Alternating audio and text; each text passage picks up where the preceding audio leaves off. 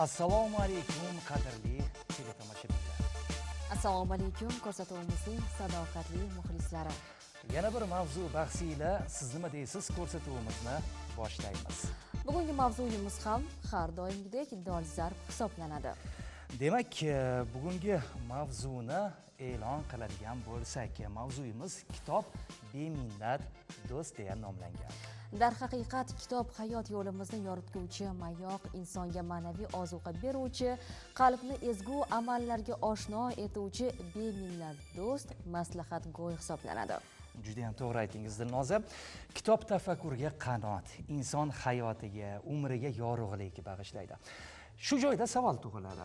Xo'sh, Kim qaysi kitobni o'qidi yoki bo'lmasam ayni kunlarda qaysi kitobni mutolaa qilyapsiz? Kutubxonachilar har tomonlama bo'lish kerak. U psixolog ham bo'lish kerak, u pedagog ham bo'lish kerak. Mana shu yerda o'tirgan hamma kasb egalari bitta kutubxonachini qalbida o'sha joy bo'lgan bo'lish kerak. Ana shuning uchun ham kutubxonachi o'sha kitobxonni kirib kelayotgan paytidan uni ko'rinishini, uni qiziqishi nimaga qiziqayotganini ular darrov bilib ham olishadi. Chunki bizning xodimlarimiz mana shunday. Faqat aytishadi, bizani kutubxonaga qadam ranjida qilsin, u yog'ini o'zimiz eplashtiramiz. A'zo albatta qilinadi. Albatta o'shalarni xohlagan kitobini olib beriladi. To'g'ri. Kirib kelayotgan paytda shunaqangi kitobxonlar borki, nima kitob olishini bilmaydi. Qanaqa kitobni o'qishini ham bilmaydi.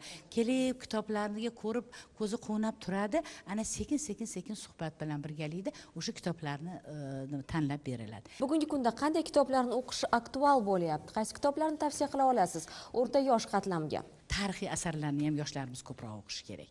Chunki tarixiy asarlarda juda ham bizga kerakli narsalar ko'p. Lekin oxirgi paytda mana shu asarlarni yoshlarimiz kam o'qib qo'yishyapti. Ana shuning uchun shu asarlarga Rahmat, kutubxonaga kelsanglar, uchun. kutubxonada hammasini darrov sizlarga tushuntirib berishadi. Rahmat. Baribir ijodkordan katta mehnat, izlanuvchanlikni talab qiladi. Muhabbat opa, mana siz nashriyotda faoliyat ko'rsatasiz, lekin bolalar nimalari yozuvchilari kam. Mana shu bolalar kitoblari, mana masalan shaxsan bizning o'zimizning kutubxonada ham bolalar kitoblari juda ham kam. Shoir, men bir yigitni ko'rdim, juda chiroyli she'r o'qidi, Krylov nimasiga yaqinroq ekan. Mana o'sha bittagina yigitni ko'rdim, biz chaqirdik o'sha yigit.